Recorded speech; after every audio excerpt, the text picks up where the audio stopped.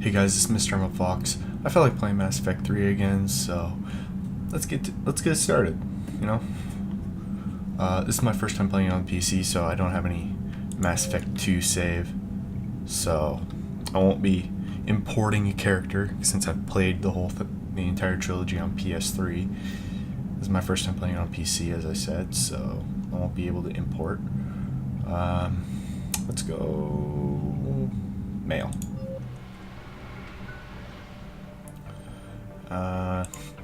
You gotta go with traditional Mass Effect experience. You gotta go role playing. John Shepard, yeah, let's go default name. I like the default appearance, so yeah, that's how you gonna unlock. Left click. Hey, center. There you go. Okay, select. I always play soldier. Well, I don't always play soldier, but soldier is my favorite class. Soldiers are pure combat specialists. I just flubbed that. No one is tougher or more suited to taking down enemies with barrages of gunfire. Soldiers have thorough weapons training and can use. What am I doing? Learn English. Mr. Hummel talks. Learn English. Learn English, me. Learn English. Soldiers have thorough weapons training and can use all special ammo types as well as grenades. High-level operatives are outfitted with ocular synaptic processors that allow them to focus on targets with lethal accuracy. Soldier powers are adrenaline rush, concussive shot, frag grenade, incendiary ammo, disruptor ammo, and cryo ammo.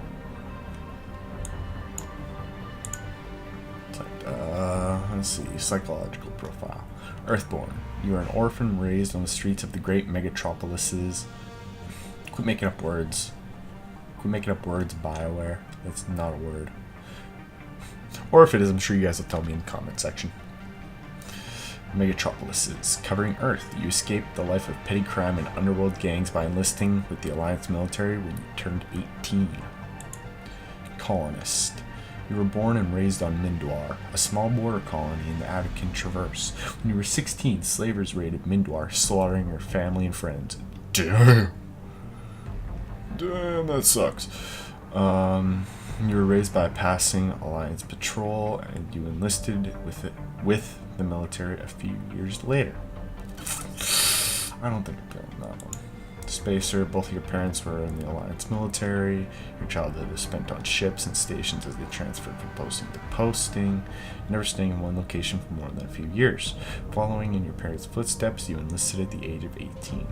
Don't like that one. I think I'm going to take Earthborn. Psychological profile. Sole survivor. During your military service, a mission you were on went horribly wrong. Oh no.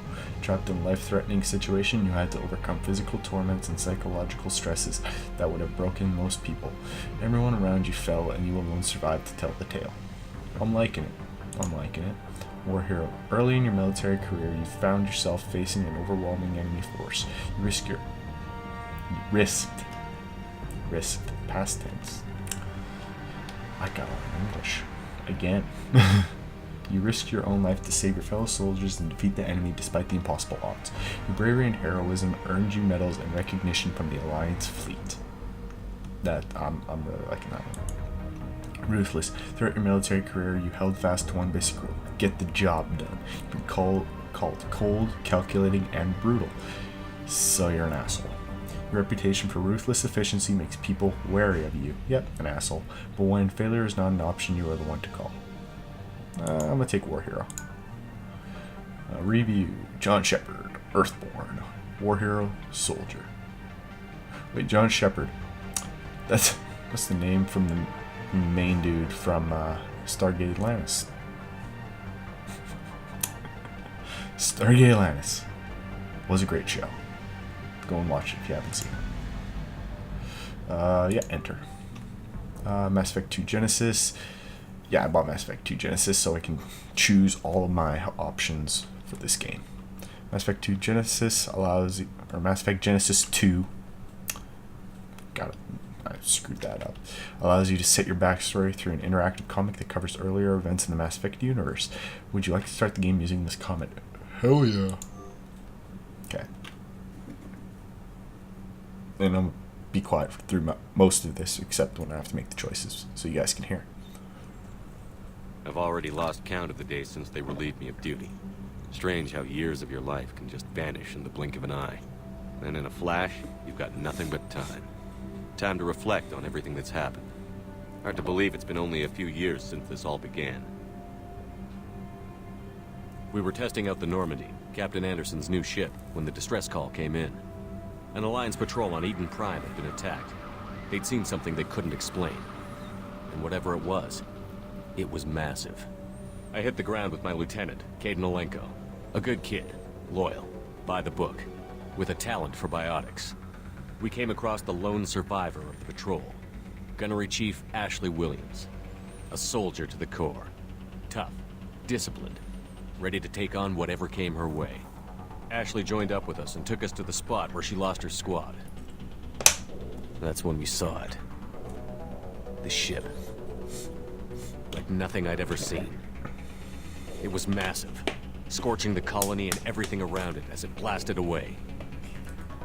I just finished a bottle of water. We followed the path of destruction to an artifact. A beacon left by a long-dead race called the Protheans. The colony had dug it up, and whoever attacked them had tried to take it. Chief Williams made the mistake of getting too close. It hit her with some type of energy.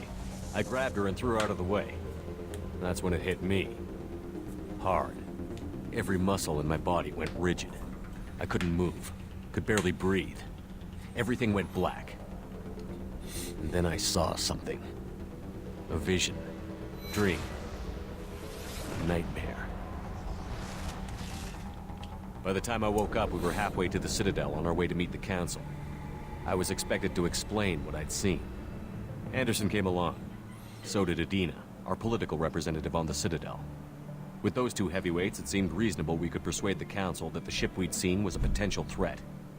As was the individual behind the attacks. The main suspect for the Eden Prime massacre was a Turian Spectre named Saren. He'd been seen by one of the survivors from the colony at Eden Prime, and there was some evidence to suggest that the ship was connected to Saren. But even Adina's pointed accusations weren't enough to convince the Council. They just couldn't believe one of their chosen elite Spectres could be guilty of something like that. They needed proof. Which meant I needed proof.